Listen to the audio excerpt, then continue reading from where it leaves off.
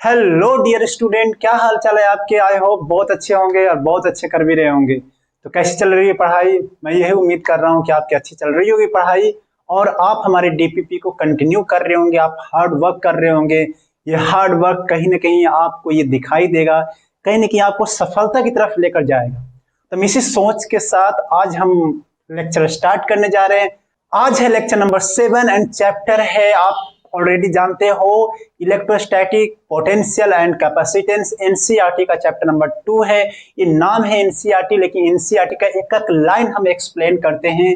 उसके जितनी भी थ्योरी, आसपास की थ्योरी जो है, जो नीट और जेई और आपके बोर्ड एग्जाम्स में जो ट्रेंड रहते हैं, वो सारे टॉपिक को हम कवर करते हैं। तो अगर आप हमारे वीडियो लेक्चर के साथ हैं तो आप ये श्योर हो जाइए कि आपके मार्क्स जो बोर्ड में, नीट जेई में काफी बेहतर आने वाला है ना। तो आप ये श्योर होकर रहिए, ट्रस्ट कीजिए, बस यही मैं कहता हूँ। बता देता हूँ कि लास्ट वाले लेक्चर में हम लोगों ने पढ़ा था कंडक्टर की थ्योरी, जैसे कंडक्टर क्या होता है, कंडक्टर क्या क्या प्रॉपर्टीज होती है। उसमें से डायरेक्ट सवाल नीट में पूछे जाते हैं। उसमें से कहाँ सवाल पूछे जाते हैं, नीट में पूछे जाते हैं। और मैंने एक डेरिवेशंस किया था जो बोर्ड के लिए काफी इंपॉर्टेंट है, और उसके रिजल्ट जो है वो जेई और नीट के लिए इंपॉर्टेंट है। तो अगर आप जेई और नीट एस्पिरेंट हो तो आप उसके रिजल्ट को डायरेक्टली याद कर लो। वो रिजल्ट था सिग्मा अपन में एप्सिलॉन नॉट। वो टॉपिक था electric field just outside the conductor. किसी कंडक्टर के जस्ट आउटसाइड में इलेक्ट्रिक फील्ड क्या होता है, हमने ये चर्चा किया था। तो वो आता था सिग्मा अपॉन में एप्सिलॉन नॉट। हमने ये भी बताया था कि देखो इलेक्ट्रिक फील्ड किस तरीके से डिसकंटिन्यू हो जाती है। अगर आप ऊपर से चलोगे नीचे की तरफ तो इलेक्ट्रिक फील्ड डिसकंटिन्यू हो जाती है, हमने यही तो बताया था। तो आप उसको रिजल्ट को याद कर लीजिए, बोर्ड में तो डेरिवेशंस को याद कर लीजिए। मैंने डेरिवेशंस काफी इजी वे में बताए हैं, तो आप उसको अच्छे से ध्यान रखना।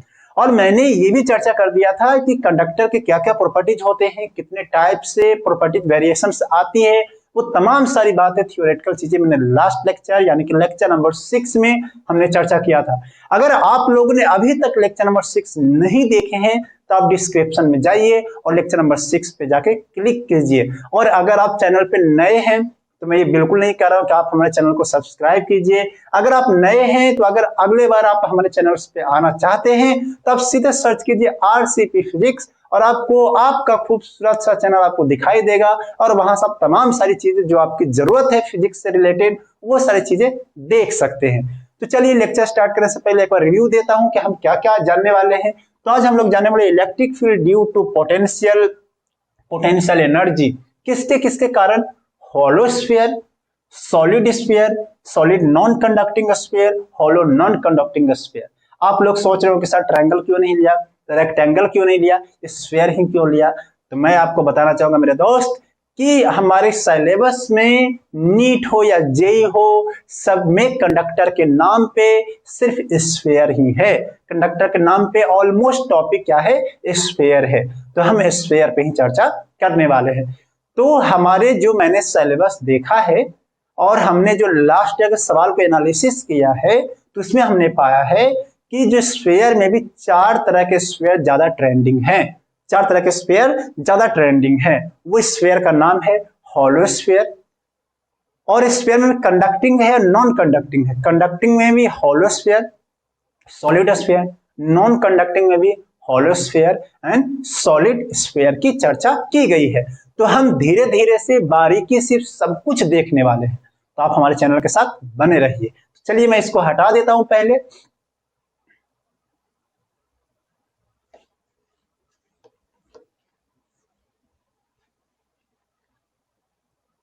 पहले तो हम बेसिक से स्टार्ट करते हैं, बिल्कुल बेसिक से। मेरा आदत है बिल्कुल बेसिक से, मैं ये मान के चलता हूँ आपको कुछ नहीं आता है फिजिक्स में और हम आपको जीरो से हीरो बनाने चले हैं। तो वो चीजें हम बेसिक से देख लेते हैं। देखो सिलेबस में मटेरियल जो है, जैसे हमने तो कल कंडक्टर की बात किया था, मटेरियल 2 भाग में बांट दिए गए। एक तो कंडक्टर में, एक तो कंडक्टर या फिर कंडक्टिंग, कंडक्टिंग बांट दिया गया। और दूसरा नॉन कंडक्टर, नॉन कंडक्टर या फिर नॉन कंडक्टिंग बोला गया। क्या बोला गया, नॉन कंडक्टिंग। वही कंडक्टर की जो प्रॉपर्टीज पढ़ा था ना, तो फिर इलेक्ट्रिक फील्ड क्या होगा, पोटेंशियल क्या होगा, तो वो सब चीजें जानने वाले हैं। अब कंडक्टर में भी दो तरीके की चीजें आई। एक तो भाई आई कि हॉलो कंडक्टिंग स्फीयर आया। क्या आया? हॉलो कंडक्टिंग स्फीयर आया। और दूसरा क्या आएगा? Solid conducting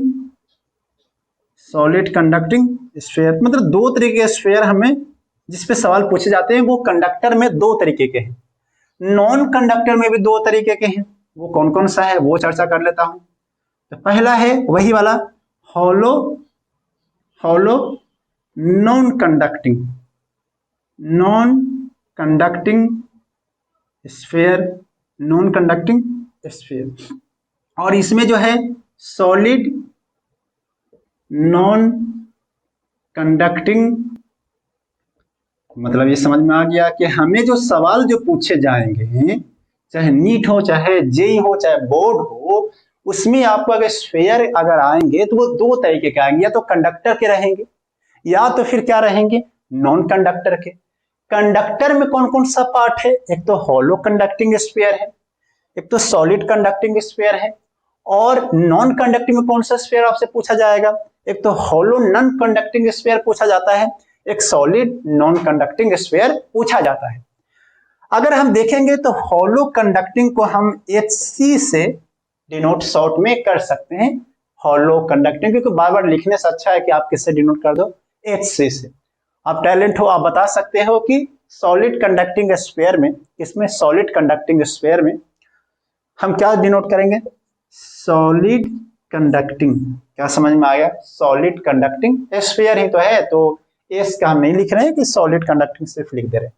hollow non conducting में हॉलो नॉन कंडक्टिंग, और इसमें सॉलिड नॉन कंडक्टिंग में सॉलिड नॉन कंडक्टिंग। तो हमने शॉर्ट फॉर्मेट दिया है, बहुत आसान सा है। Hollow conducting, solid conducting, hollow non conducting और सॉलिड नॉन कंडक्टिंग। तो हमने चार तरीके के स्फीयर की electric field, potential and potential energy हमें चर्चा करना है। लेकिन इसमें खासियत है कि ये तो रहा कंडक्टर। कौन? कंडक्टर। और हमने कल एक प्रॉपर्टीज पढ़ा था कि अगर कंडक्टर पे अगर चार्ज दोगे तो सारे के सारे चार्ज कंडक्टर के स्फीयर मतलब सरफेस पे आ जाएंगे। क्या हमने पढ़ा था कि अगर आप किसी कंडक्टर को चार्जेज अगर देते हो तो सारे के सारे चार्जेस कहाँ पे आ जाते हैं? तो सरफेस पे आ जाते हैं। क्या आप ये जानते हो? तो सोचो कि ये स्फीयर है, तो ये तो हॉलो है, अंदर तो मटेरियल है ही नहीं, तो इसमें तो ऑब्वियस सी बात है कि अगर आप चार्जेस दोगे तो ये कहाँ आ जाएगा? सरफेस पे आ जाएगा। देखो है कि नहीं? ये देखो सॉलिड कंडक्टिंग है। सॉलिड कंडक्टिंग का मतलब अंदर में मटेरियल है। सॉलिड कंडक्टिंग का मतलब इसमें भी अगर दोगे चार्जेस तो कहाँ पर आ जाएंगे? क्योंकि कंडक्टर की एक प्रॉपर्टीज होती है कि अंदर चार्ज रह ही नहीं सकता है, क्योंकि अंदर इलेक्ट्रिक फील्ड जीरो रहता था। तो ये हो गया।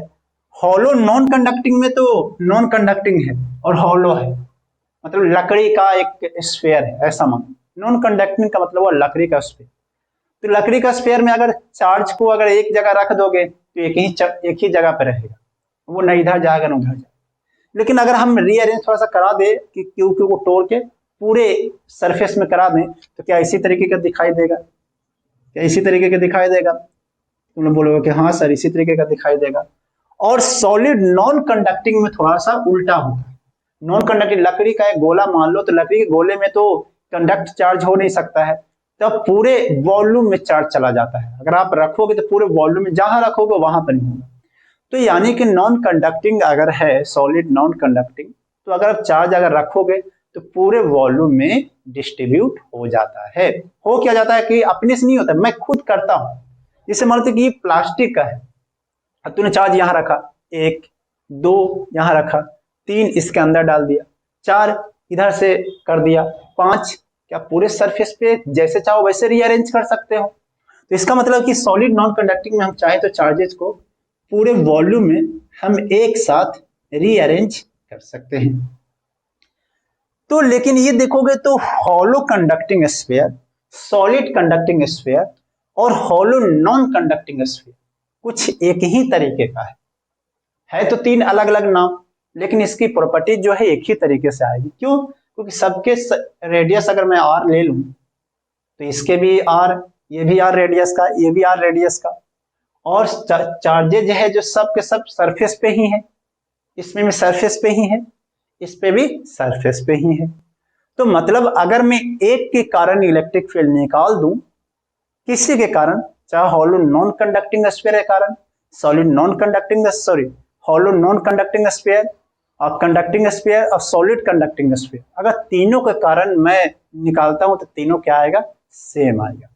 क्यों सेम आएगा? क्योंकि इलेक्ट्रिक फील्ड चार्ज डिस्ट्रीब्यूशन पे डिपेंड करता है, के क्यू बाई में are.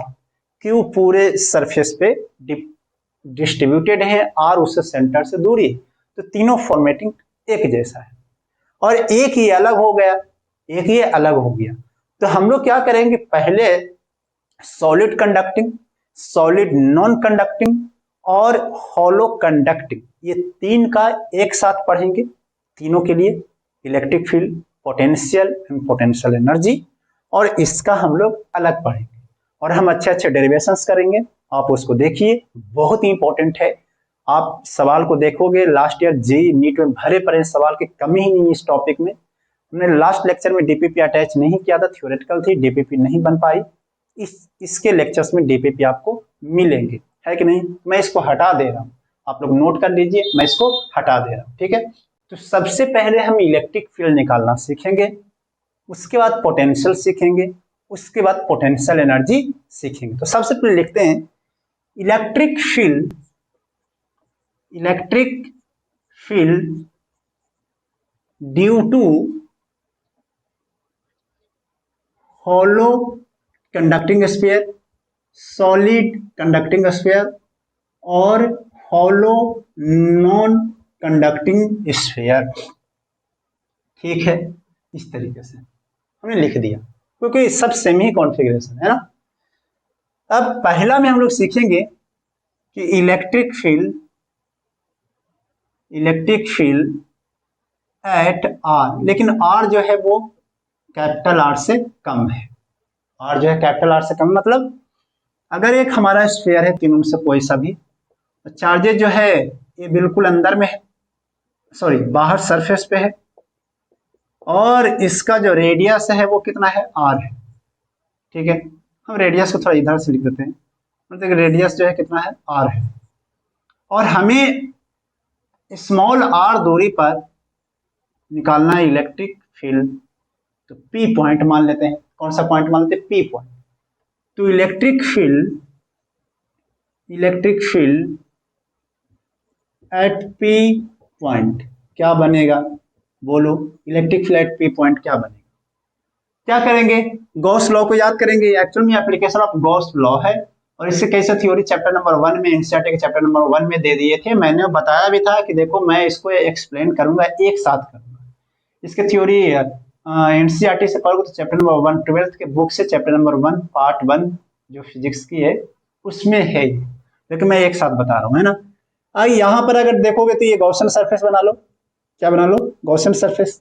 This is the Gaussian surface, this is the Gaussian surface, क्योंकि हमको जिस पॉइंट पर निकालना है उस पॉइंट पर हम लोगों ने गॉसियन सरफेस बना लिया। अब हम लगाते हैं E इंटू में क्या लेते हैं? ds, मतलब सरफेस एरिया। तो ये r दूरी का तो एक स्फीयर है, क्योंकि पूरा का पूरा स्फीयर है, 4 पाई r का स्क्वायर इज इक्वल टू में अंदर में चार्ज। तो क्या कोई भी चार्ज क्या अंदर में है स्फीयर के अंदर में? सोच कर बताओ, क्या कोई भी चार्ज अंदर में है? तुम्हारा जवाब होगा कि सर नहीं। क्यों? क्योंकि कंडक्टिंग, सॉलिड कंडक्टिंग में चार्ज अगर दोगे तो वो ऑटोमेटिक बाहर चले जाता है। एक हॉलो नॉन कंडक्टिंग है भी तो वो हॉलो है, अंदर मटेरियल है ही नहीं, तो चार्ज कैसे एग्जिस्ट करेगा? तो यानी कि अंदर में चार्ज क्या हो जाएगा? 0 अपॉन एप्सिलॉन नॉट। तो इलेक्ट्रिक फील्ड क्या हो गया? 0। तो यानी कि देखो, हमने तो पहले भी बोला था, आज ही बोल रहा हूं कि अगर कोई कंडक्टर है, अगर कोई कंडक्टर, तो अंदर में इलेक्ट्रिक फील्ड क्या होगा? 0 होगा। क्या बातें समझ में आ गई?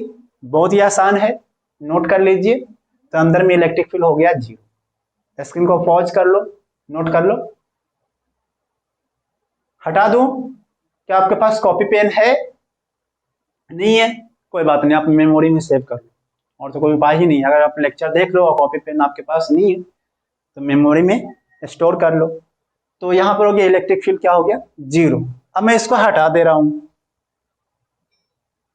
अब जो है नेक्स्ट हम लोग निकालने वाले सेकंड वाला कि इलेक्ट्रिक फील्ड एट आर, लेकिन आर जो है वो कैपिटल आर से क्या है? ज्यादा है। आर जो है वो कैपिटल आर से क्या है? ज्यादा है, मतलब आउटसाइड हो जाएगा, तो मैं इसको हटाना पड़ेगा। इस तरीके से मैं हटा देता हूं, आप लोग भी इसको नोट कर लो। अब जो आर जो है वो इस तरीके से आ गया, यहाँ पर ये है पी पॉइंट, और हमको करने के लिए क्या है? गॉसियन सरफेस बना लेंगे। क्या बना लेंगे हम लोग? Gaussian surface. तो गॉसियन सरफेस बना लिया इस तरीके से। अब इस पॉइंट पर इलेक्ट्रिक फील्ड निकालना है, तो हम लोग लगाएंगे ई इंटू, बहुत ही आसान है, अगर गॉस लॉ आता है तो ई इंटू में इस पूरे गॉसियन सरफेस, इसको मैं लिख देता हूं नाम Gaussian, Gaussian surface, Gaussian surface. तो इलेक्ट्रिक फील्ड इंटू में इसका सरफेस एरिया, किसका? इस वाले का या फिर इस वाले का? तो गॉसियन सरफेस का। तो गॉसियन सरफेस का सरफेस एरिया हो जाएगा 4 पाई आर का square is equal to q enclose. तो अंदर में चार्ज, गॉसियन सरफेस का अंदर में चार्ज कितना है? वो हमने क्यू दे के रखा है इसको, स्फीयर को, तो क्यू है क्यू अपॉन में एप्सिलॉन नॉट, और यहां से हो जाएगा कितना? ई इज इक्वल टू में क्यू अपॉन में 4 पाई एप्सिलॉन नॉट इंटू में आर का स्क्वायर, और यहां से चाहो तो इसको के भी बोल सकते हो, 1 upon epsilon not, 1 upon 4 pi epsilon not को के भी बोल सकते हैं, तो हो जाएगा के क्यू बाई में आर का स्क्वायर। तो ये आउटसाइड है। तो ये बोलोगे कि सर मुझे तो आता था, क्योंकि बहुत सिंपल से थी, तो सिंपल सी थी, लेकिन उसको कनेक्टिविटी किया थे स्फीयर में, कैसे कनेक्ट करते हैं, तो ड्यू टू पॉइंट चार्ज के जैसा है। तो रियलिटी यही है कि जितने भी चार्जेस के क्यू बाई में आर का स्क्वायर होता है, उसमें क्यू जो होता है वो पॉइंट चार्ज या फिर स्फेरिकल चार्जेस बिहेव करके हम लोग निकालते हैं। तो आपको समझ में आ गया होगा। तो यानी कि स्फीयर के अंदर में, स्फीयर के अंदर में इलेक्ट्रिक फील्ड 0 होता है, और स्फीयर के बाहर के क्यू का अपॉन में आर का स्क्वायर होता है। जस्ट स्फीयर पे अगर करोगे, जस्ट स्फीयर पे, तो आर की जगह पर क्या पुट कर दोगे?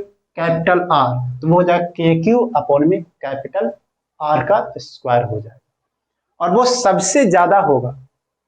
के क्यू अपॉन में कैपिटल आर का स्क्वायर सबसे ज्यादा होगा। देखो जैसे मैं यहां पे ऐसे लिख दूं कि एट सरफेस, एट सरफेस, तो आर इज इक्वल टू में क्या हो जाएगा? कैपिटल आर हो जाएगा। तो इलेक्ट्रिक फील्ड कितना हो जाएगा? के क्यू बाई में कैपिटल आर का स्क्वायर। ये सबसे मैक्सिमम है, ये सबसे कितना है? मैक्सिमम।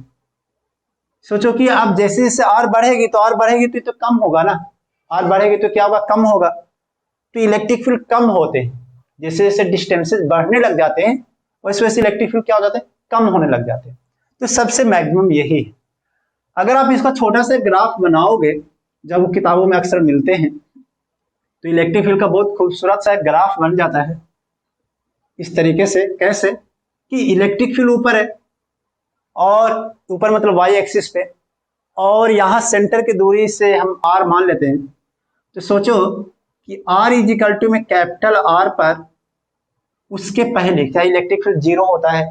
उसके पहले r less than capital r, तो इलेक्ट्रिक फील्ड क्या होता है? 0। हमने आपको अभी दिखाया भी। तो 0 का तो कोई भी ग्राफ यहाँ पर बनेगा नहीं, और यहाँ पर सडनली इलेक्ट्रिक फील्ड आ जाता है, और उसकी वैल्यूज कितनी होती है? के क्यू का अपॉन में कैपिटल आर का स्क्वायर। अब जैसे ही आर से अब आगे बढ़ोगे तो वो हो जाता है इनवर्सली प्रोपोर्शनल टू आर का स्क्वायर।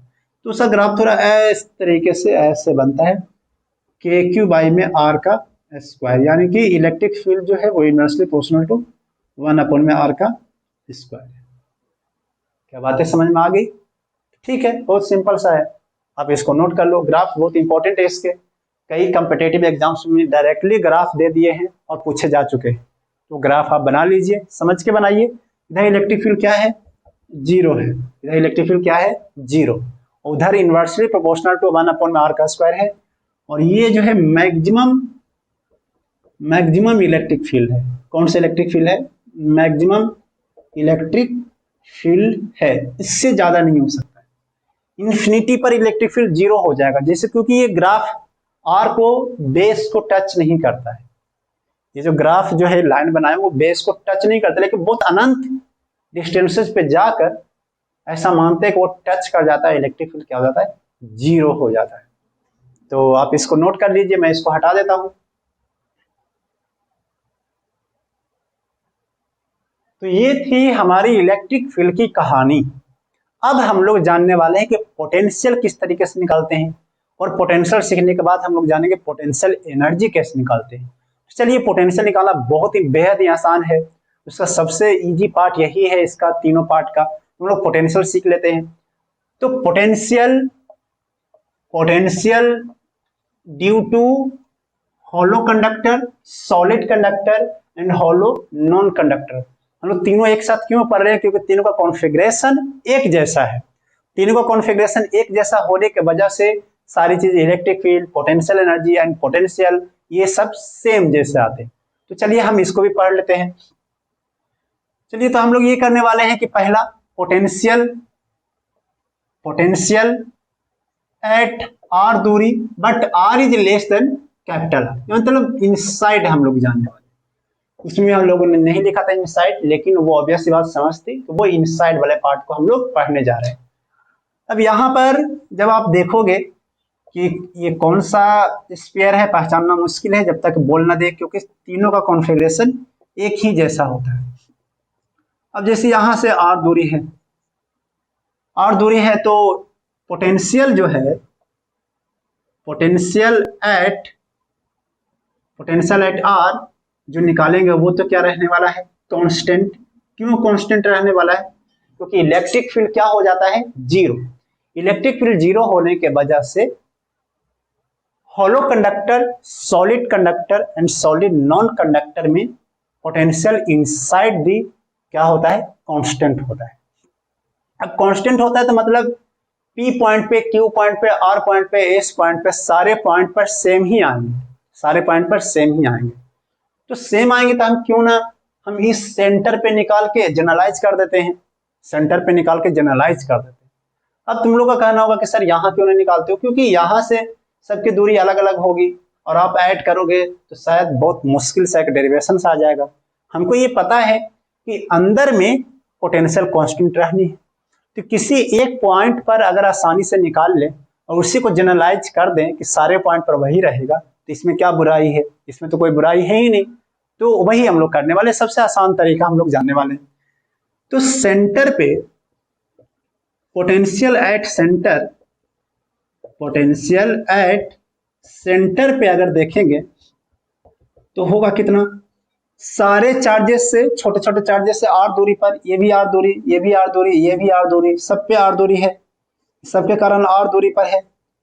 तो ये हो जाएगा के क्यू वाई में आर का, के क्यू वाई में आर कैपिटल आर, यही तो होने वाला ना, के क्यू वाई में कैपिटल आर, क्योंकि आर दूरी पर है। और यही होगा पोटेंशियल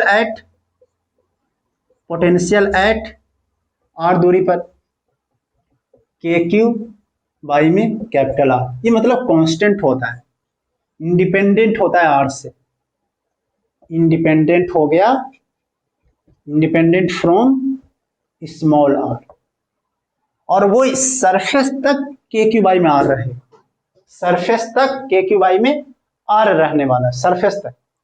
क्या बात है, समझ में आ गई, सरफेस तक के क्यू वाई में आर होने वाला है। ये जस्ट पॉइंट चार्ज से कारण, ये पॉइंट चार्ज सेंटर पे रखा हुआ है और उससे, सॉरी पॉइंट चार्ज नहीं है कि मतलब यहाँ पर इस तरीके से रखा हुआ है और इससे आर दूरी पर हमको निकाल रहे हैं। तो बहुत आसान सा तरीका, इसमें क्या समझाना, ठीक है, इसको हटा दो। अब हम लोग देखने वाले हैं कि आउटसाइड, अब हम लोग देखने वाले हैं क्या, आउटसाइड। आप इसको नोट कर लीजिए, आई होप आपको समझ में आ रहा होगा। तो इसको हटाने के बाद तो सेकंड पढ़ने वाले हैं potential at r, but r जो है वो कैपिटल आर से ज्यादा है और वो पॉइंट कहलाएगा आउटसाइड। अब ये जो है ये भी बहुत आसान है कि चार्जेस जो है कुछ इस तरीके से हैं, चार्जेस कुछ इस तरीके से हैं, और हम लोगों ने सेंटर से यहाँ पर r दूरी पर हम लोगों ने पोटेंशियल निकालना चाहा। तो पहले वैसे चीज कर चुके हो कि अगर एक पॉइंट चार्ज है इस तरीके से Q है और यहाँ से r दूरी पर आपको निकालना है, तो क्या करते थे, KQ बाई r, सिंपल सा। तो पोटेंशियल एट P पॉइंट जो बनेगा वो बनेगा कितना, KQ बाई में स्मॉल r। तो जैसे जैसे r बढ़ेगा वैसे वैसे पोटेंशियल कम होगी। तो इतना आसान सा, इसमें तो कुछ बोलना ही नहीं है, समझने वाली बात ही नहीं कि क्या बोल रहे हैं। ठीक है, KQ बाई r आउटसाइड। अगर आप इसको ग्राफ बनाना चाहोगे तो कैसे बनेगा, पोटेंशियल और ये r का ग्राफ है। तो पहले तो KQ बाई में r था, कहां तक, r is equal to capital R तक तो कांस्टेंट था, KQ बाई में r। अब उसके बाद सडनली वो कम होना स्टार्ट हो गया। तो इन्वर्सली प्रोपोर्शनल का ग्राफ कुछ इस तरीके से ही बनता है जैसा r का स्क्वायर बनाया था। r का स्क्वायर थोड़ा डेप्थ थोड़ा ज्यादा अच्छा था। तो ये था potential inversely proportional to 1/r का। तो ये सब ग्राफ को आप याद क्या करना, समझना है।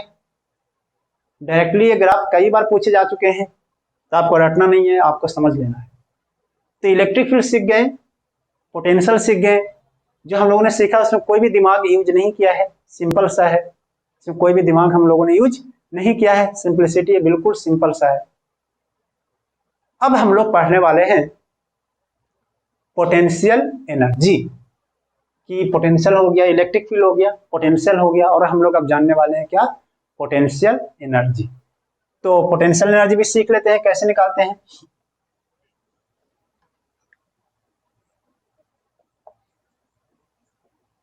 पोटेंशियल एनर्जी आप लोग एडजस्ट कर दो इसको sorry. Potential energy due to hollow conducting, solid conducting and hollow non conducting sphere के कारण पोटेंशियल एनर्जी देखने वाले। अब इसमें कोई आउटसाइड और इनसाइड नहीं कहलाता है, कोई आउटसाइड और इनसाइड नहीं कहलाता है। ये इसकी जो पोटेंशियल एनर्जी जो होती है, इसको कभी कभी सेल्फ एनर्जी बोला जा सकता है, मतलब उसकी खुद की एनर्जी है।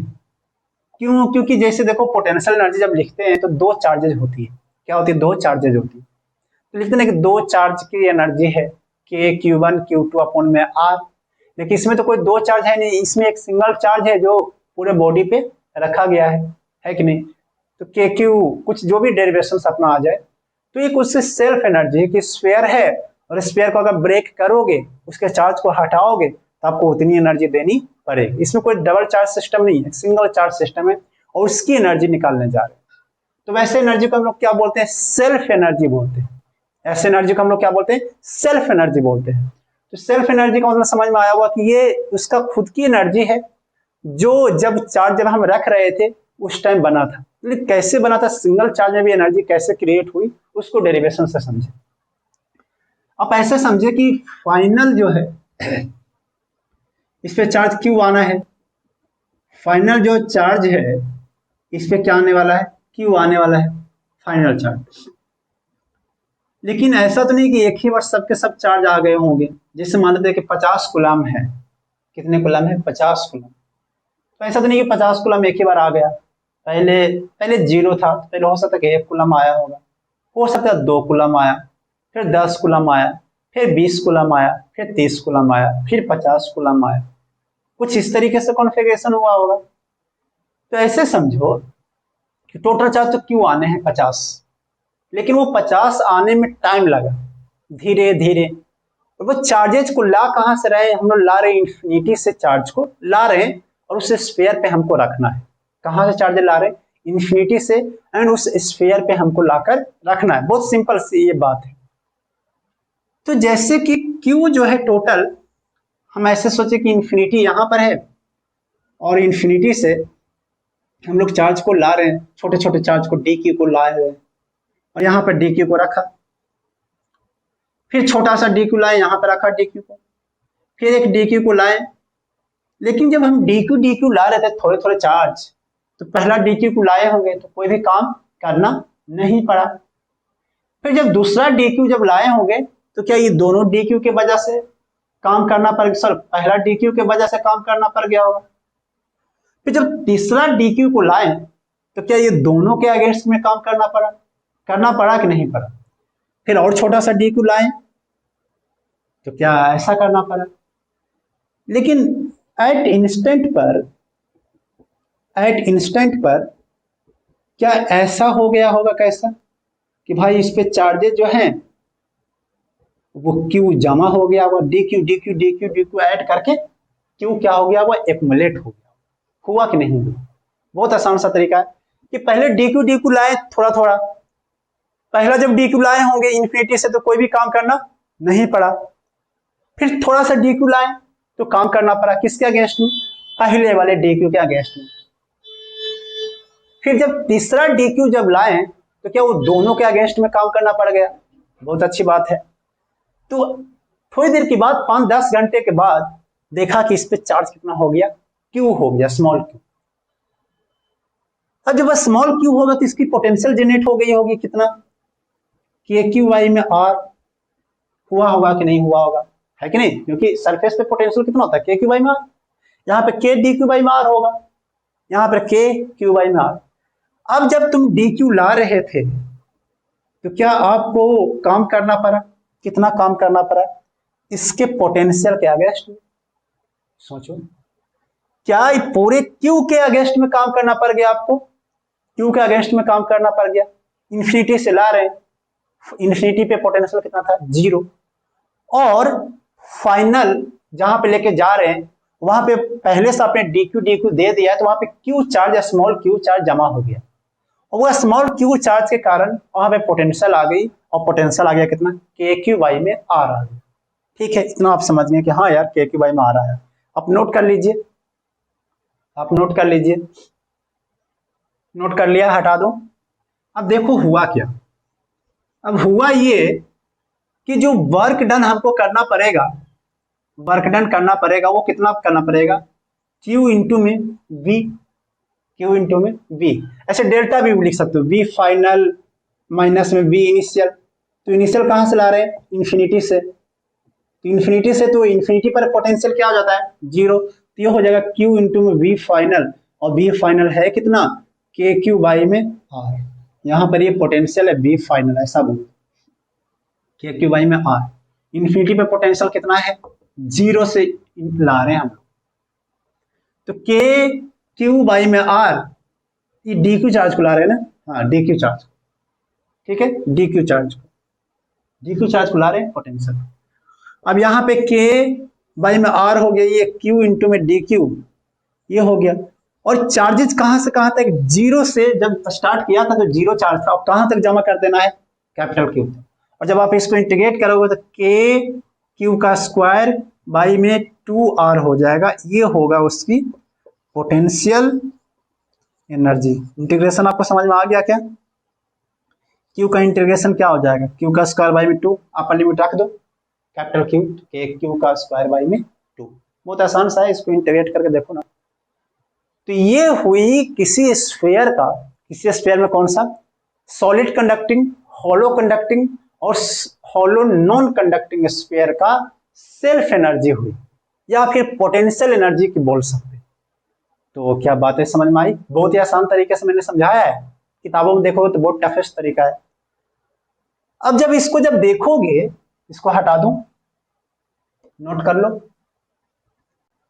तो फाइनल बात ये हुआ कि अगर एक स्फीयर है, और स्फीयर कौन सा है? सॉलिड कंडक्टिंग, हॉलो कंडक्टिंग और हॉलो नॉन कंडक्टिंग अगर स्फीयर है, और इसकी रेडियस अगर r है और टोटल चार्ज q है, तो इसकी जो सेल्फ एनर्जी डिफाइन होती है, जिसको पोटेंशियल एनर्जी बोलते हैं, तो सेल्फ जो एनर्जी जो कहलाती है वो कितना कहलाती है? वो कहलाती है के कैपिटल क्यू का स्क्वायर अपॉन में 2 इंटू में कैपिटल R जो है वो 0। ये R कैसे आ गया? कैपिटल R आएगा ना, जहां भी अगर स्मॉल r लिखा तो कैपिटल R लिख लो, ये होगा। क्या बातें समझ में आ गया? अब ये सेल्फ जो एनर्जी जो है वो बड़ा इंटरेस्टिंग है। सोचो, ये जो एनर्जी जो है, इधर में पोटेंशियल एनर्जी के अंदर की बात करोगे ना तो अंदर में 0 बोलेंगे, सेल्फ एनर्जी अंदर में कोई है ही नहीं। क्योंकि एनर्जी जो डिफाइंड जो होती है इलेक्ट्रोस्टैटिक में, उसका कनेक्टिविटी जो है इलेक्ट्रिक फील्ड से है, क्योंकि जब तक इलेक्ट्रिक फील्ड नहीं है, जब तक पोटेंशियल नहीं, चाहे जब तक पोटेंशियल नहीं, जब तक इलेक्ट्रिक फील्ड नहीं, कुछ ऐसा समझो। तो कनेक्टिविटी जो एनर्जी, जब पोटेंशियल आएगा तभी एनर्जी आता है। तो कनेक्टिविटी कहां से? इलेक्ट्रिक फील्ड से। क्योंकि अंदर में इलेक्ट्रिक फील्ड क्या है? जीरो। अंदर में इलेक्ट्रिक फील्ड क्या है? जीरो। तो ये सारे के सारे एनर्जी कहां पर है? वो बाहर है। बाहर जो है आर दूरी से लेकर, बाहर जो है कौन दूरी से लेकर? आर दूरी से लेकर इंफिनिटी तक फैला हुआ है। आर दूरी से लेकर इंफिनिटी तक फैला हुआ है। अगर एक स्फीयर रखोगे उससे इलेक्ट्रिक फील्ड कहां तक जाएगा? कहां पर टर्मिनेट होता है? आप लोग को मैंने बताया था कि electric field terminate on the infinity. तो इसका मतलब कि जो इलेक्ट्रिक फील्ड है किसी स्फीयर के वजह से वो आर दूरी से निकला। अब अभी आपने देखा कि आर दूरी से निकला और कहां तक फैल गया? इंफिनिटी तक। तो ये एनर्जी भी तो वो आर से लेकर इंफिनिटी तक फैला होगा ना। सोचो ना, क्योंकि इलेक्ट्रिक फील्ड ही फैला हुआ है आर से लेकर इंफिनिटी तक।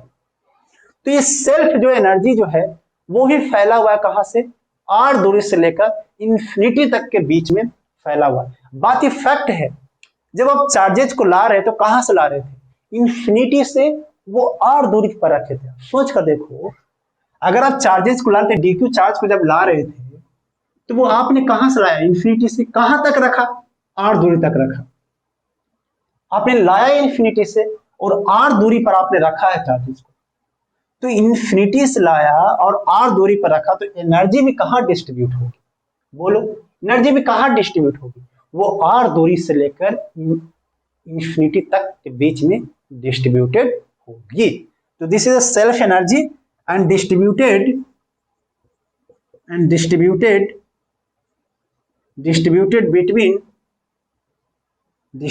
between zero r to infinity।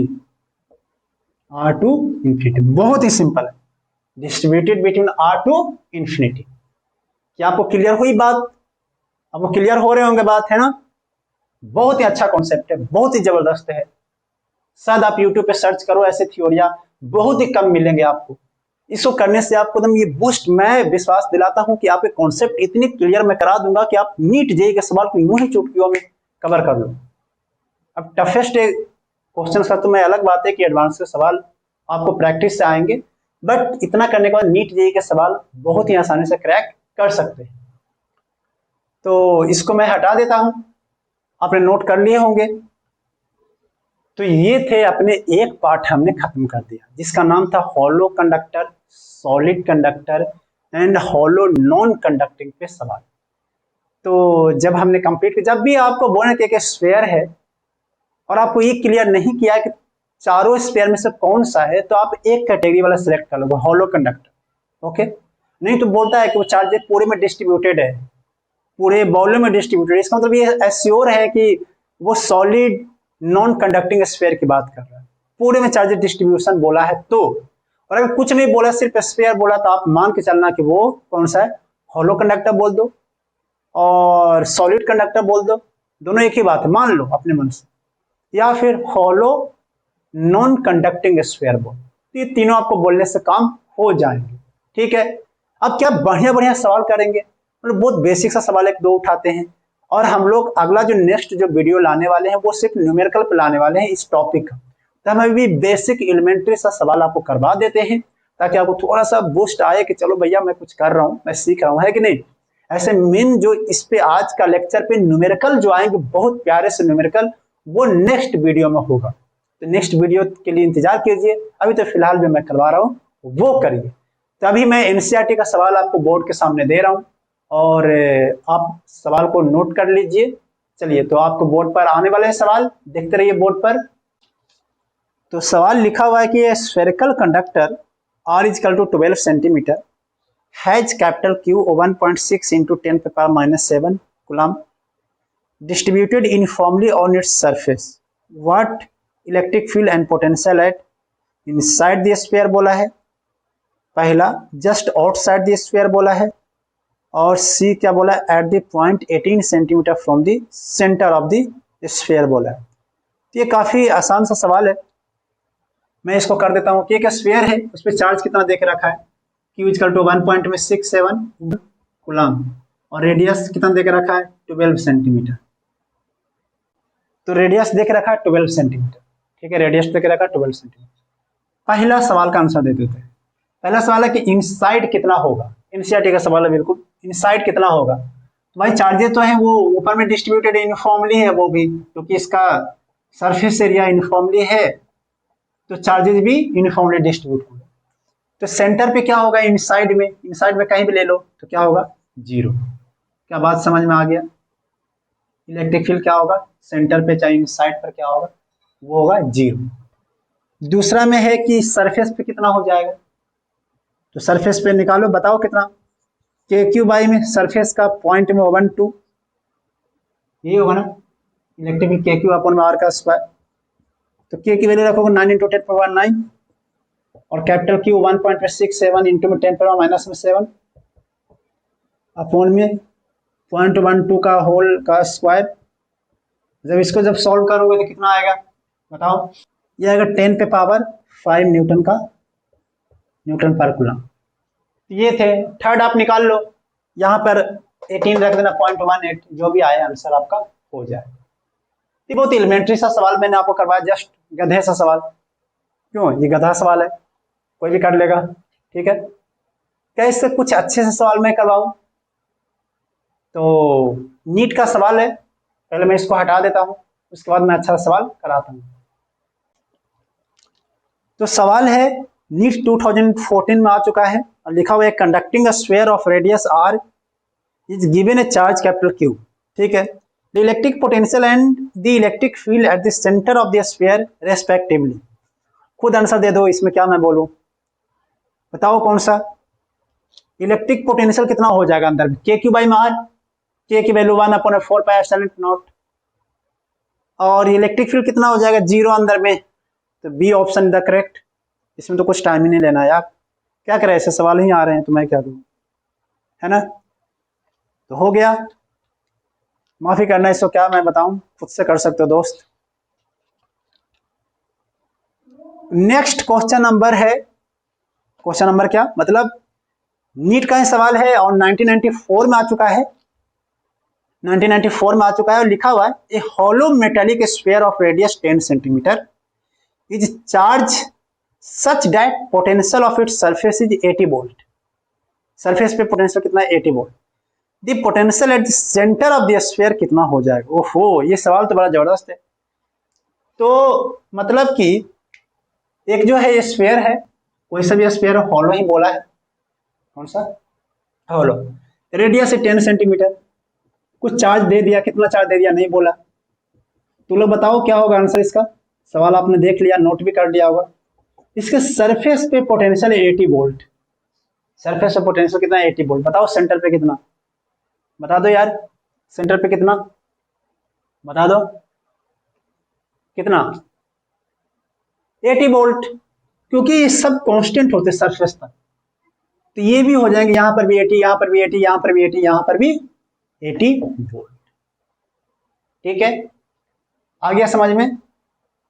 चलिए नेक्स्ट कर लेते हैं, एक जेई का सवाल है जो आया हुआ है सवाल, तो वो सवाल भी कर लेते हैं। आपके सामने आएंगे बोर्ड पर, आप देखते रहिए। इसको मैं हटा दूं पहले। तो सवाल आपके बोर्ड पर आने वाले हैं, बोर्ड को देखिए क्या लिखा हुआ है। The given graph shown variation with distance r from the centre. ओहो, अब जो है given graph show distance r from the centre. अब ग्राफ जो है अब कुछ इस तरीके से दिया है, तो कांस्टेंट रखा है, तो कांस्टेंट जब रखा है तो उसको कैसे करेंगे, R0 तक है, और इसको कैसे करेंगे, पोटेंशियल का इस तरह ग्राफ दे दिया है। तो आप बताइए क्या हो सकता है इसका। तो हम उसको कर देते हैं, जैसे कि मान लीजिए ग्राफ है, कुछ एक स्फीयर दे दिया R0 और यहाँ पर कुछ ग्राफ दे दिया इस तरीके से और इस तरीके से ऐसे। अब बताओ ये कौन सा ग्राफ होता है, बोलो कौन सा ग्राफ होता है। कौन सी ऐसी चीजें जो अंदर में कांस्टेंट रहती है, कौन सी ऐसी चीजें जो अंदर में कांस्टेंट रहती है बताओ। तो जैसे पोटेंशियल, ये पोटेंशियल ही है, ये पोटेंशियल ही है जो अंदर में कांस्टेंट रहती है। और ऐसे तो अगर ना होता तो जीरो होता, यहाँ पे कुछ बनाता ही नहीं अगर सिर्फ इलेक्ट्रिक फील्ड होता तो। आंसर आप देख लो, इलेक्ट्रिक पोटेंशियल है, वेरिएशन विद आर है। तो बहुत ही इजी सवाल हमने आपको करवाया है, लेकिन कॉन्सेप्चुअल सवाल करवाया है जो आपको बेसिक कॉन्सेप्ट से आपको दिखाता है कैसे हम यूज करेंगे। तो वक्त हो चुका है इसको हटाने का, और अगले खूबसूरत सा टॉपिक और most important for JEE, not for NEET, JEE के लिए मोस्ट इंपॉर्टेंट टॉपिक आने वाला है। आप नजर टिका के रखिए मोबाइल पे। अगर आपने पानी वानी नहीं पिया है तो थोड़ा पानी वानी पी लो। पानी का मतलब समझ में आता है, सब पानी का मतलब क्या समझ में आता है, पानी वानी पी लो भैया, है कि नहीं। जो भी पीना वो पी लो, फिर उसके बाद आपको देखने हैं, क्योंकि अब जो आने जा रहा है वो आने जा रहा है electric field due to solid non conducting sphere, potential due to non conducting sphere, potential energy due to non conducting sphere. तो ये तीन पार्ट हम लोग बैक टू बैक पढ़ने वाले हैं। अगर टाइम मिला तो पूरा पढ़ा दूंगा, अगर लेक्चर लंबा हुआ तो आधा कर दूंगा, नेक्स्ट लेक्चर में हम लोग पढ़ लेंगे, तो है कि नहीं। तो मैं इसको हटा दे रहा हूं।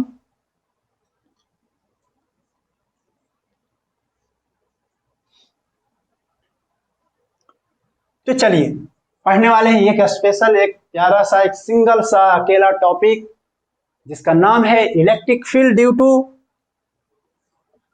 Electric field due to solid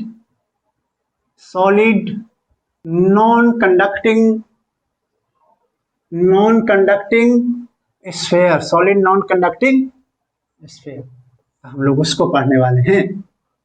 solid non conducting sphere क्यों डिफरेंट है बाकी सब से, क्योंकि बाकी सब में चार्जेज जो है वो अंदर नहीं होते हैं स्फीयर के, लेकिन इसमें जो चार्जेज हैं वो स्फीयर के अंदर भी हैं। डेट्स वाई ये थोड़ी बहुत अलग हो जाती है बाकी सबके थ्योरियों से, और इसका डेरिवेशन भी थोड़ी बहुत अलग हो जाती है, तो हम उस पर ध्यान देने वाले हैं। तो आप देखिए कि अगर एक सॉलिड नॉन कंडक्टिंग है और इसमें चार्जेज कुछ इस तरीके से ऐसे हैं, इस तरीके से, ठीक है, ऐसे ही तो होगा ना।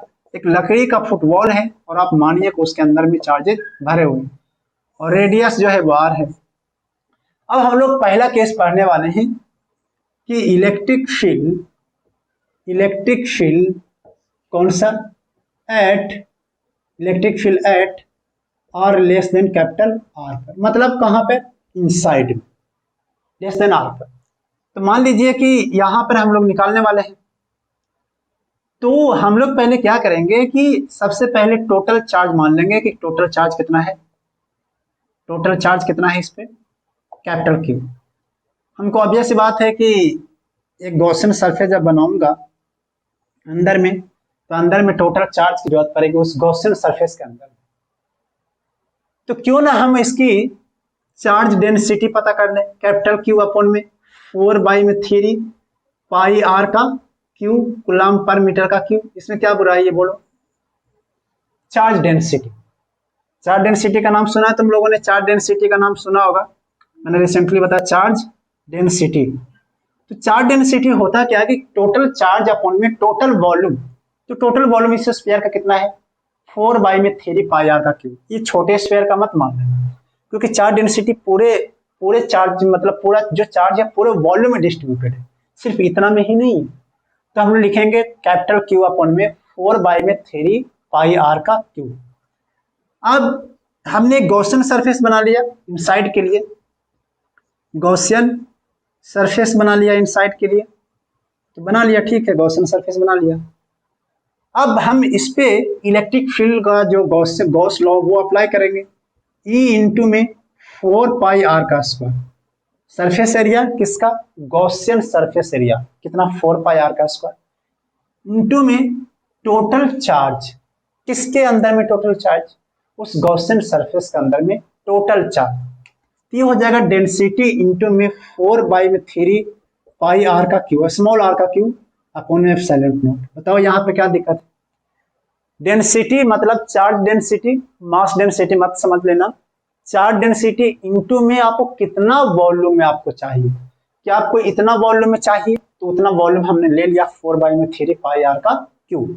अब यहाँ से आर का स्क्वायर कैंसिल आउट हो जाएगा, 4 पाई कैंसिल आउट हो जाएगा, तो इलेक्ट्रिक फील्ड हो जाएगा डेंसिटी अपॉन में 3 एप्सिलॉन नॉट इंटू में आर, तो this is the electric field.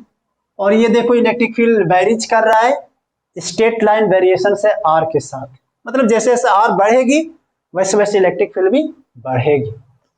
लेकिन अगर कोई चार्ज के फॉर्मेट में आंसर पूछना चाहता है, जैसे ये तो चार्ज डेंसिटी के फॉर्मेट में आंसर है, चार्ज डेंसिटी के फॉर्मेट में आंसर है। लेकिन अगर आप चार्ज के लिए पूछना चाहो तो वैल्यूज रख दो, डेंसिटी का वैल्यूज रख दो, कितना Q अपॉन में 4/3 पाई आर का Q इंटू में स्मॉल r अपॉन में एप्सिलॉन नॉट, या और 3 भी है तो 3 को कैंसिल आउट कर दिया, और यहाँ पे हो जाएगा कितना 4 पाई एप्सिलॉन नॉट K बन जाएगा, तो K Q बाई में R अपॉन में कैपिटल R का। तो देखो दोनों में अगर आप इस फॉर्मेट में लिखो ज्यादा, ये फॉर्मेट ज्यादा आसान है, रो R अपॉन में 3 एप्सिलॉन नॉट। तो जैसे जैसे सेंटर से बढ़ेंगे ना, जैसे जैसे सेंटर से बढ़ेंगे, सेंटर पे इलेक्ट्रिक फील्ड क्या होगा, 0, क्योंकि R 0 है। और जैसे जैसे सरफेस पे आएंगे तो कितना हो जाएगा R, या इस पे देखो सेंटर पे जब बढ़ेंगे तो R की वैल्यू कैपिटल R हो जाएगी, तो K अपॉन R का स्क्वायर हो जाएगा। सोचो, और सबसे ज्यादा वही होगा, फिर बाद में तो फिर कम होंगे, क्योंकि जैसे ही आउटसाइड जाएंगे तो वो पॉइंट चार्ज बनेगा और वो कम होने लग जाएगा। तो यानी कि सेंटर पर 0, सरफेस पे KQ बाई में R का स्क्वायर, और फिर उसके बाद कम जितना दूरी आप चाहो। क्या आपको समझ में आ रहा है ये? लेकिन ये ध्यान रहे कि सिर्फ इनसाइड के लिए वैलिड है, फॉर इनसाइड ओनली, ये ध्यान रहे। कितना लोग ना बच्चे लोग इसको लगा देते हैं बाहर में भी, तो वेरिएशन साहब बाहर में भी R वही रहेगा, ऐसा कुछ नहीं होता, बाहर में इनवर्सली प्रोपोर्शनल हो जाता है। तो ये only valid for solid non conducting sphere, ऐसा नहीं कि हॉलो में लगा देंगे, ये हॉलो में नहीं लगाना। जब भी सॉलिड नॉन कंडक्टिंग बोले, या फिर आपको ये बोल रहा है कि भैया चार्ज पूरे में डिस्ट्रीब्यूटेड है, तो आप लगाइए। और या तो फिर आप ये कीजिए क्या मतलब अंदर में लगाना है बस, और क्या कीजिए। क्या आपको कॉन्सेप्ट क्लियर हो गए, समझ में आ गए? अब चलिए बाहर की तरफ में देखते हैं कि बाहर कितना होता है, तो इसको मैं हटा देता हूं बाहर के लिए। तो ये फॉर्मूले हैं, आप इसको याद भी कर सकते हैं कि रो R अपॉन में 3 एप्सिलॉन नॉट, कोई एक याद कर लो, रो वाला ज्यादा आसान है, रो मतलब चार्ज डेंसिटी, और रो की वैल्यू आप जानते हो Q अपॉन में 4 अपॉन में 3 पाई R का Q, मतलब चार्ज अपॉन में वॉल्यूम। अब आउटसाइड जब देखेंगे तो इसमें चार्ज भरा पड़ा है, वो Q है total, electric field outside, electric field outside, तो R greater than capital R हो जाएगा। अब यहां पर R दूरी पर हम एक गॉसियन सरफेस बना लेंगे, ये तो बहुत आसान है यार, तुम लोग खुद कर सकते हो, मास्टर को क्यों परेशान कर रहे हो। गॉसियन सरफेस, देखो चार्ज जो निकालने वाले जो लास्ट वाले जो हमने अभी डेरिवेशंस किया उसमें चार्ज निकालना ही इंपॉर्टेंट है। डेंसिटी जरूरी नहीं कि डेंसिटी हर बार कांस्टेंट दे दे, चार्ज डेंसिटी हर बार कांस्टेंट दे दे ये कोई जरूरी नहीं है, वो वेरिएशंस भी आ सकते हैं उसमें, चार्ज डेंसिटी में वेरिएशंस आ जाती है।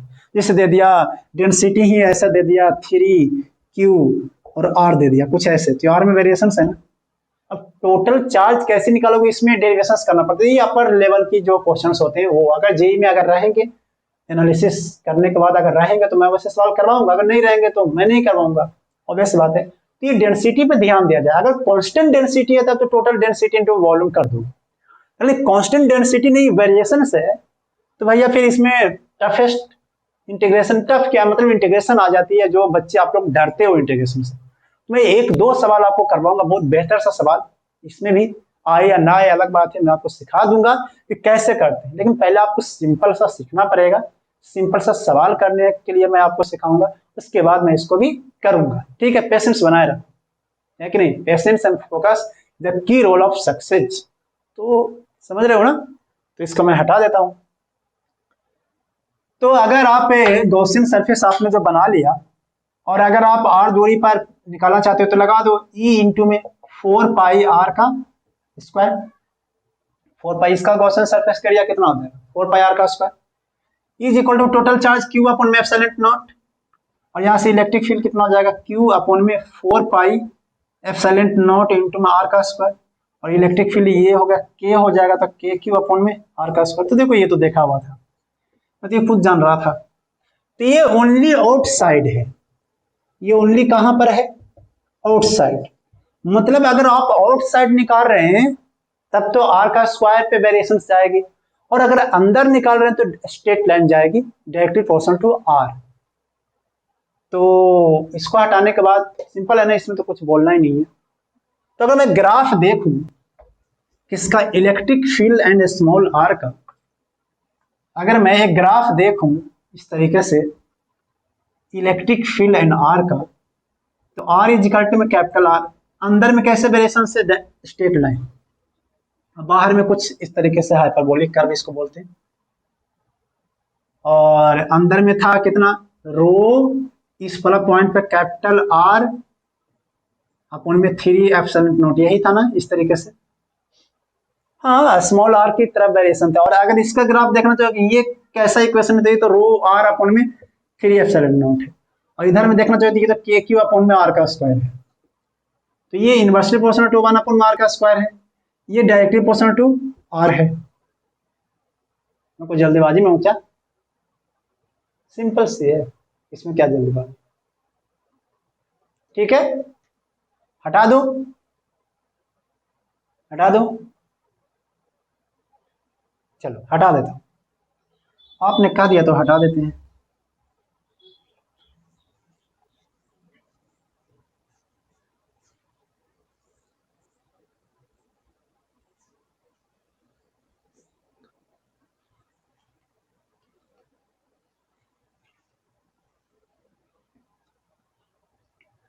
अब जो है पोटेंशियल, ये थोड़ा सा इंपॉर्टेंट है क्योंकि इस पे सवाल बहुत नीट और जेई में पूछते हैं, मतलब जेई में ज्यादा पूछे गए पोटेंशियल निकालने पे, तो आप इसको थोड़ा सा अच्छे से देखिए। Potential due to solid non conducting sphere, potential निकालना है। कैसे निकाला जाए देखा जाए, जैसे एक स्फीयर है तो संभावना है कि मैं पहले अंदर निकालूंगा, चार्जेस सब जगह भरा पर आए, तो पहले निकालूंगा पहला केस में इनसाइड, इनसाइड का मतलब r less than capital r, इस पे निकालते हैं, ये रेडियस आर हो गया, और हमको निकालना है बीच में, मान लेते हैं कि ये ए हुआ और ये बी हुआ, और हमको बीच में निकालना है सी पर। ठीक है, सी की जो दूरी है वो ए से वो स्मॉल आर है, और बी की जो दूरी है वो ए से कितना है कैपिटल आर। ये बहुत आसान सा टॉपिक है, निकालते हैं, सोचते हैं कुछ। तो करने के लिए हम लोग जानते हैं कि अंदर में इलेक्ट्रिक फील्ड जो है इनसाइड, इलेक्ट्रिक फील्ड जो है वो बहुत अजीब सा वेरिएशन है, इलेक्ट्रिक फील्ड जो है उसका वेरिएशन कैसे है, रो आर अपॉन में 3 एप्सिलॉन नॉट, यही वेरिएशन है इलेक्ट्रिक फील्ड का, कितना इनसाइड में। अब क्योंकि इसका कोई डायरेक्ट कोई रूल्स नहीं है तो मैंने सोचा कि इलेक्ट्रिक फील्ड का हेल्प ले ले। सी पे अगर निकाला, अच्छा बी पे इलेक्ट्रिक फील्ड सॉरी पोटेंशियल कितना हो जाएगा के क्यू वाई में कैपिटल आर, ये होगा कि नहीं होगा, के क्यू वाई में कैपिटल आर होगा कि नहीं होगा, पक्का होगा सर, इसमें तो कोई बुराई नहीं है। ठीक है होगा। अब एक काम करते हैं ना कि इसको भी क्यू के टर्म्स में लिख लेते हैं तो ज्यादा बेहतर हो, नहीं तो आप आधे को क्यू के टर्म्स में ना लिखो, आधे को क्यू के टर्म्स में लिखो, थोड़ा बहुत अजीब सा लगेगा, है कि नहीं। मैं एक काम करता हूँ कि ना इसको भी क्यू के टर्म्स में लिखो, तो क्यू के टर्म्स में कितना लिखते हैं, थोड़ा सा डेरिवेशंस देख लो और बताओ। ये हो जाएगा के क्यू आर, और ये हो जाएगा कैपिटल आर का क्यू, कैपिटल आर का क्यू। ठीक है, अब जैसे अब सी पे निकालना चाहते हो तो इलेक्ट्रिक फील्ड तो बाहर की तरफ जा रही होगी ऐसे, तो यहां पर मैं लिखता हूं कि BC माइनस में BB इज इक्वल टू में potential difference is equal to में ई इंटू में डी आर, ई इंटू में डी आर। माइनस क्यों नहीं लगाया? क्योंकि हायर से लोअर की तरफ मैंने खुद लिख दिया, B C minus B, B minus B C लिखा, माइनस लिखता, बी सी माइनस मतलब हायर से लोअर की तरफ मैंने लिखा B C minus B B. B पे पोटेंशियल कितना है बी पॉइंट पे, तो वो तो सर के क्यू बाई में आर है, और ई कितना है के क्यू बाई में आर का क्यू इंटू में मैं आर को अंदर रहने दिया और कांस्टेंट टर्म्स को बाहर ले लिया। इसको इंटीग्रेशन कर देते हैं आर से लेकर, क्यों? क्योंकि ये पॉइंट इसके बीच में निकाल रहा है ना, तो कर देते हैं आर से लेकर कैपिटल आर तक। आपको लगेगा जीरो से आर कर दें ऐसा लगेगा, सॉरी, लेकिन आपको करना कहां से? आर से लेकर कैपिटल आर तक। क्यों? क्योंकि इसके बीच में पोटेंशियल डिफरेंस निकाला है, इसके बीच में पोटेंशियल डिफरेंस नहीं निकाला है कि नहीं, समझ रहे हो ना? तो मैंने ऐसा कर दिया। अब इसको इंटीग्रेशन करना मेन, तो आप इंटीग्रेशन करो, तो थोड़ा सा लंबा चौड़ा हो सकता है, तो मैं इसको थोड़ा इधर लिख देता हूँ। तो बी सी माइनस में के क्यू बाई में आर, और यहां से के क्यू बाई में आर का क्यूब, उसका इंटीग्रेशन करोगे तो आर का स्क्वायर बाई में 2 और आर से लेकर कैपिटल आर तक। बी सी माइनस में के क्यू बाई में आर इज इक्वल टू में के क्यू बाई में आर का क्यूब, और अपर लिमिट रखो तो आर का स्क्वायर बाई में 2, लोअर लिमिट रखो तो आर का स्क्वायर। ये आर क्यों आ रहा है? क्योंकि आपको मतलब दिखाना है जनरल पॉइंट, तो आर ही लेना पड़ेगा ना, आप फिक्स दूरी थोड़ी ना ले सकते हो। तो ये हो गया, इसको इधर हटा दो कि आप भी खुद सिंप्लीफाइड कर सकते हो, ये टीचर का थोड़ी ना काम है। अब खुद सिंप्लीफाइड करके आगे की चीजें देख सकते हो क्या आ रहा है, लेकिन मैं कर देता हूँ, है कि नहीं? मुझे तो करना काम है, आपको सीखना काम है। तो इसको मैं इधर हटा के मैं इसको आगे बढ़ाता हूँ।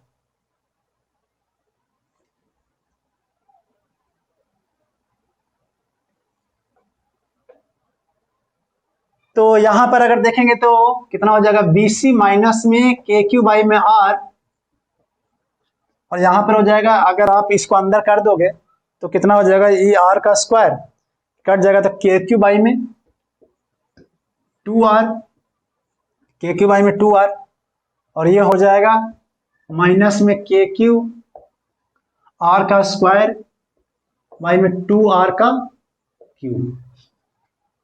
ये उधर चला जाएगा, तो बी सी इजिकल टू में जब उधर जाएगा तो ये दोनों ऐड हो जाएंगे, तो ऐड हो जाएगा तो ये हो जाएगा 3 के क्यू बाई में 2r, थोड़ा सा डिफिकल्ट सा डेरिवेशन आ गया, कोई बात नहीं, आप समझिए, आर का स्क्वायर अपन में 2r का क्यूब। अब चाहे तो यहाँ से r का क्यूब कॉमन ले सकते हैं, चाहे आप क्या क्या कॉमन ले सकते हैं, के क्यूब अपन में 2r का क्यूब कॉमन ले लो, के का क्यूब अपन में 2r का क्यूब, तो यहाँ पे 3r का स्क्वायर बच जाएगा, है ना? कॉमन ले लो, ऐसे ले लो ना, ऊपर नीचे मल्टीप्लाई कर दो, नहीं समझ में आ रहा था, आर का स्क्वायर और आर का स्क्वायर मल्टीप्लाई कर दो, ठीक है? तो आर का स्क्वायर मल्टीप्लाई, तो नीचे आर का क्यूब हो जाएगा, तो के क्यूब 2r का क्यूब बाहर ले लिया, के की 2r का क्यूब क्या ले लिया, बाहर ले लिया, बहुत सिंपल है। बचा क्या, 3r का स्क्वायर बचा, माइनस में यहां पर r का स्क्वायर बचा, तो this is the potential at C point. याद करना है, क्या करना है, इसको याद करना है, सिंपल याद करना है, इसको क्या करना है, याद करना है। ये वेरिएशंस कुछ अजीब सा है, ये वेरिएशंस कुछ अजीब सा है। ये देखो, पोटेंशियल जो है वो r का स्क्वायर से, मतलब पावर 2 में वेरिएशन है, किसमें है, पावर 2 में वेरिएशन, मतलब पैराबोलिक है। 1 में r स्क्वायर होता तो पैराबोलिक नहीं बोलते, वो डायरेक्टली r का स्क्वायर है, तो पैराबोलिक सा वेरिएशन है इसमें। तो देख रहा है, लेकिन ये ओनली वैलिड फॉर इनसाइड, बाहर मत लगा दूंगा, ओनली वैलिड फॉर इनसाइड। देखो मैं पर्सनल एक्सपीरियंस बताता हूं कि आपको सारे याद हो जाएंगे, मुझे ये भी पता है सबके सब याद हो जाएंगे, लेकिन आपको यही याद नहीं रहेंगे, और इसी पे सवाल आते हैं, तो आपको ये याद ही नहीं रहेगा, तो कैसे होगा, समझ रहे हो? तो आपको ये याद करना पड़ेगा, बी सी इक्वल टू के क्यू अपन में 2r का क्यूब 3r का स्क्वायर माइनस में r का स्क्वायर। आपको ये थोड़ा बहुत याद कर लेना है, क्योंकि इसमें जब हम नेक्स्ट लेक्चर में, नेक्स्ट वीडियो में जब हम आपको सवाल कराएंगे तो इसका काफी यूज करेंगे, तब बार बार कॉपी किताब ना देखो, इससे अच्छा है कि आप याद करो। और बाहर में क्या हो जाएगा, आउटसाइड मैं आउटसाइड को डायरेक्टली लिख देता हूँ क्योंकि इतना आपको दिमाग खराब हुआ है थोड़ी सा, मैं जानता हूँ। आउटसाइड तो बहुत सिंपल है। आउटसाइड मतलब R greater than capital R पे क्या हो जाएगा, पोटेंशियल के क्यू बाई में आर। क्योंकि जब बाहर जब जाओगे तो ये तो पॉइंट चार्ज की तरह ट्रीट होगा, जब बाहर जब जाओगे तो कैसा ट्रीट होगा, पॉइंट चार्ज के कारण, तो पोटेंशियल क्या आ जाएगा, के क्यू बाई में आर आ जाएगा, है कि नहीं। तो अंदर में पैराबोलिक और बाहर में इनवर्सली प्रोपोर्शनल टू आर। अंदर में कैसा है, पैराबोलिक भाई, और बाहर में इनवर्सली प्रोपोर्शनल टू आर। और अगर इसका कोई ग्राफ बनाना चाहे, अगर कोई इसका ग्राफ बनाना चाहे तो कैसा बनेगा तो कैसा बनेगा, जो देखो ये अंदर में तो कुछ इस तरीके से पैराबोलिक है, डाउनवर्ड है, कुछ थोड़ा इस टाइप से बन जाता है। सही हो जा भाई, इस तरीके से। अब देखो ना, इसमें potential R equal to zero पर कितना हो जाएगा, आर इजकल टू जीरो पर के क्यू का अपॉन में टू आर का ये जीरो, और ये हो जाएगा आर का, ये कट जाएगा तो 3/2 के क्यू बाई में आर, 3/2 के क्यू बाई में आर हो जाएगा सेंटर पे, 3/2 के क्यू बाई में आर हो जाएगा सेंटर पे। और यहाँ पर आर इजिकल टू में कैपिटल आर पे अगर कोई देखना चाहे, आर इजिकल टू में capital R equal to capital R जब रखोगे तो 3r का स्क्वायर 2r का स्क्वायर हो जाएगा, और 2r का स्क्वायर वही हो जाएगा के क्यू बाई में आर हो जाएगा। यहाँ पर अगर देखोगे तो के क्यू बाई में आर हो जाएगा, बहुत सिंपल सा है यार। तो बस आपको डेरिवेशन क्या याद करने हैं, वी इक्वल टू के क्यू अपॉन में 2r का क्यू, 3r का स्क्वायर माइनस में r का स्क्वायर। तो ये बहुत आसान सा तरीका है इसको करने का। अब नेक्स्ट एंड लास्ट कंडक्टर का एक ही बच गया है। इस वीडियो थोड़ी लंबी होती जा रही है, लेकिन क्या करें, उसको भी कवर कर लेते हैं। अब उसको चाहो तो डायरेक्टली आप उसका रिजल्ट भी याद कर सकते हो। उसका क्या करते हैं, डायरेक्टली रिजल्ट भी याद कर सकते हैं, जिनको चाहे, क्योंकि बोर्ड में वो आते नहीं है, और नीट और जेईई में उसके डायरेक्टली रिजल्ट ही याद किए जाते हैं। तो रिजल्ट लेकिन हम डेरिवेशंस करा देते हैं, आप चाहो तो स्किप करके भी आगे बढ़ सकते हो, रिजल्ट को डायरेक्टली याद कर लेना, ठीक है। तो मैं उसके रिजल्ट पे फोकस तो करता ही हूँ, बट थोड़ी बहुत आपको सिखाने के मकसद को लेकर मैं उसके डेरिवेशंस भी कर देता हूँ। तो पहले मैं इसको हटाऊंगा। तो चलिए नेक्स्ट एंड लास्ट टॉपिक जो है कंडक्टर का, वो मतलब ऐसे तो लास्ट मतलब और भी चीजें हैं, लेकिन डेरिवेशंस वाला लास्ट टॉपिक हम देख लेते हैं। तो ये potential energy of solid non conductor. Potential energy, इसको सेल्फ एनर्जी बोला जाता है कभी कभी, इसके लिए सेल्फ एनर्जी भी बोला जाता है कभी कभी इसके लिए। टोटल चार्ज कितना है, कैपिटल क्यू पूरे में अरेंजेज है, कैपिटल क्यू पूरे में अरेंजेज है, इस तरीके से पूरे में अरेंजेज है कि नहीं।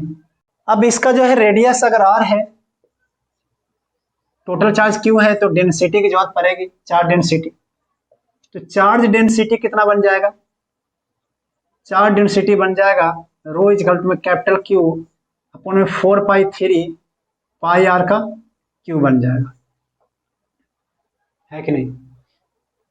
अब धीरे धीरे उसी तरीके से चार्जेज हम इस पे स्फीयर पे ला रहे हैं, इन्फिनिटी से ला रहे हैं, नोट करते जाइएगा, थोड़ा सा टॉपिक समझाने वाला है।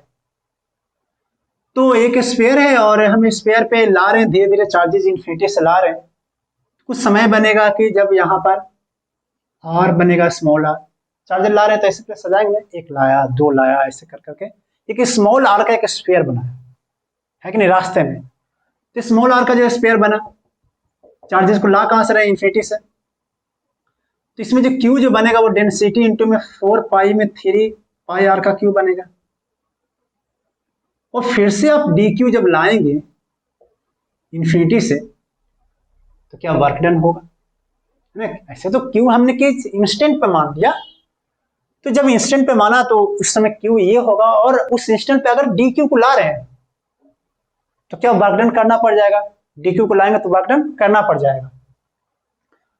तो वर्क डन करना पड़ जाएगा तो डी क्यू कितना हो जाएगा, जो देखो इसको डिफरेंशिएट कर दो, डिफरेंशिएट कर दो तो डी क्यू इजिकल टू में हो जाएगा कितना, रो इंटू में 4 पाई में 3 पाई 3 आर का स्क्वायर इंटू में D R. D Q equal to कितना हो जाएगा 4 बाई में 3, अगर 3 को कट कर दो तो कितना हो जाएगा डी क्यू इजिकल टू में रो 4 पाई आर का स्क्वायर इंटू में डी आर। ये जस्ट मतलब डी क्यू को फॉर्मेट दिखाने के लिए क्या यही होगा, D Q equal to density 4 pi are का स्क्वायर इंटू में डी आर। ठीक है, डी क्यू आपने निकाल लिया है, कोई बात नहीं। अब हम लोग चलते हैं इंटीग्रेशन की तरफ। इसका जो है पोटेंशियल कितना बन जाएगा इस पॉइंट पर, के क्यू बाई में आर बनेगा कि नहीं बनेगा, के क्यू बाई में आर बनेगा, के क्यू बाई में आर। अब जो है जैसे इसको मैं हटाता हूं, के क्यू बाई में आर पोटेंशियल आपने बना दिया क्यू को लाकर। अब जो है वर्क डन, चाहे आप पोटेंशियल एनर्जी जब लिखना चाहोगे तो डी क्यू इंटू में बी, अब डी क्यू है कितना वो भी रख देते हैं, रो 4 पाई आर का स्क्वायर इंटू में डी आर, और पोटेंशियल कितना है के क्यू बाई में आर। बोलो क्या है, क्यू की वैल्यू रख देंगे, आर आर कैंसिल आउट कर दो, तो रो 4 पाई आर इंटू में डी आर इंटू में के क्यू, क्यू की वैल्यू क्या रख देंगे, रो इंटू में 4 बाई में 3 पाई आर का क्यू। ठीक है, अब जो है यहाँ पे हो जाएगा कितना, डेंसिटी का स्क्वायर 4 पाई 4 बाई में 3, 4 बाई में 3 बाहर आ जाएगा, डेंसिटी का स्क्वायर हो जाएगा 4 पाई हो जाएगा, 4 पाई हो जाएगा, पाई का स्क्वायर भी हो जाएगा 4 पाई का स्क्वायर, और कुछ बचा के भी हो जाएगा, और कुछ हुआ आर पे पावर 4 इंटू में डी आर हो जाएगा। और ये 0 से लेकर कैपिटल आर तक। क्यों इसमें ऐसा क्यों कर दिए, ठीक है, यहाँ तक कोई दिक्कत। इसको हम ऐसा क्यों करना पड़ा, डी क्यू को भी ऐसा लिखना पड़ा, उसमें तो वैसा नहीं कर रहे थे, इसमें भी आर और डी आर क्यों करना पड़ा, क्योंकि इसमें अगर देखोगे तो क्यू भी वेरिएबल हो रहा है और आर भी वेरिएबल हो रहा है, तो हमें तो कोई एक ही लेना पड़ेगा ना वेरिएशन।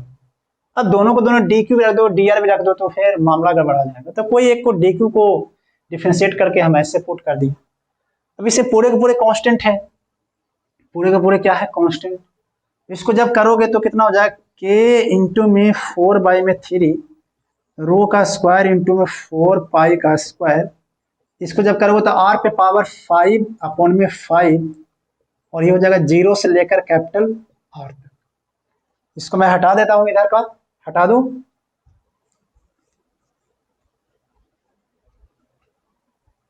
नोट कर लिया ना, इधर से भी हटा देता हूं। तो यहां पर k इंटू में 4 बाई में 3 रो का स्क्वायर इंटू में 4 पाई का स्क्वायर, और ये हो जाएगा r पे पावर 5 अपॉन में 5। तो ये है थोड़ा अजीब सा पोटेंशियल एनर्जी। इसको सिंप्लीफाइड कर सकते हैं, रो को रख दो कितना q अपॉन में, बोलो कितना रखें, रो को रख दो, put rho is equal to में q अपॉन में 4 बाई में 3 पाई आर का q रख दो, ये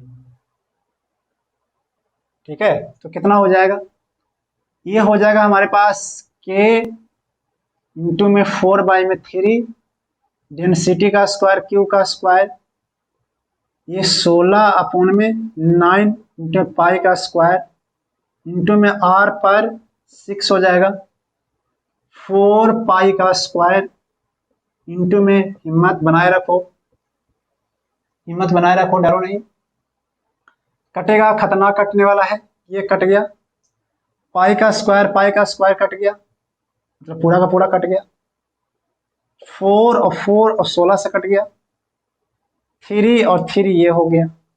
अब देखो कितना सिंपल लग गया, ये हो जाएगा 3 के क्यू का स्क्वायर अपॉन में 5। This is the potential energy, this is the potential energy, 3 के क्यू का स्क्वायर बाई में 5, this is the potential energy. बहुत सिंपल था यार, वो थोड़ा डेटा कैलकुलेटिव है, तो calculative data is the math part है, कॉन्सेप्ट तो एक ही बार लग गया था, 0 से 8 जब इंटीग्रेट कर रहे तो उस समय फिजिक्स की नॉलेज लग रही थी और तो कुछ था ही नहीं। तो ये आज की लेक्चर काफी लंबी हो गई है, मुझे भी लग रहा है थोड़ी बहुत लंबी है as compare to last lecture and other lecture. तो कीप पेशेंस, कभी कभी ऊपर नीचे होते हैं। तो आज का हम लेक्चर एंड करते हैं।